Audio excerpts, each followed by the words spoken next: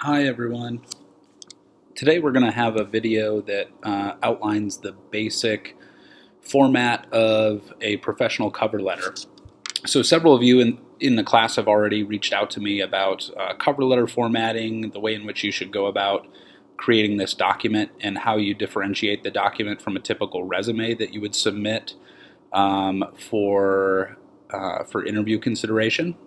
So I thought it would be helpful just to walk through the document format with you. Obviously, I'm not going to go into a lot of depth in terms of the content that will be included because every cover letter needs to be customized.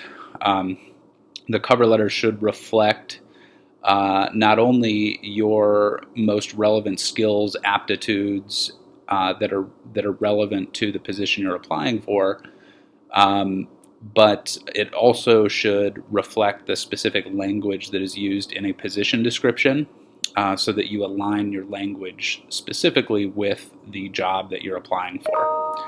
So in terms of just general format, you're going to start off the document at the top, and it's going to be your contact information. So as an example, I inserted mine, my P.O. box, my location there. So this is typically how this is set up. Another way that you could do this would be you could actually format in the header of your document your personal contact information the exact same way as your resume, just to create consistency. So I know a lot of people will do that. They'll take the exact same resume header that they have and insert that header in a cover letter, and that's perfectly okay as well.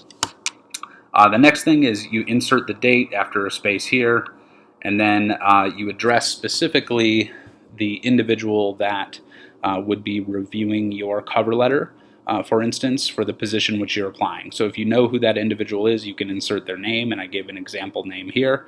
If you don't know the name of that individual, then you can list the company name and the address associated with the company. The next component of the cover letter is the salutation here, where we address Dear Ms. Johnson. Typically it is formatted this way, again, unless you don't know who would be the reviewer of your document.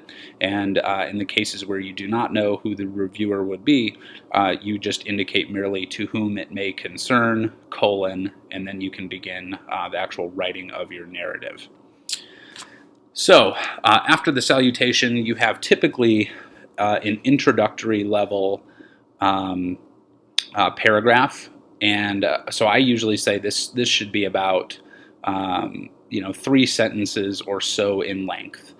So you want to first ensure that you introduce yourself as a candidate, you identify the specific position that you're applying, and then also within the introduction you want to have a thesis sentence set up, which basically situates you in a place where you can begin an argument or making a case for yourself why you should be considered for this particular role. So this is really important. The introduction and the thesis sentence should be well thought out and structured to reflect exactly what you're applying for, and again, highly customized to meet the position and the qualifications within the role. So after you've created your introduction and your thesis sentence, you'll have typically, I say 2 to 3 supporting paragraphs, and each of these paragraphs should represent a component of the thesis sentence that you wrote above.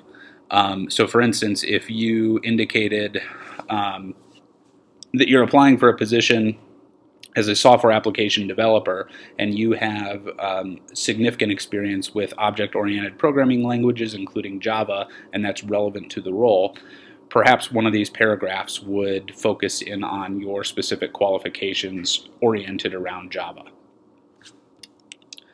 The final piece is coming down in the narrative section is the conclusion.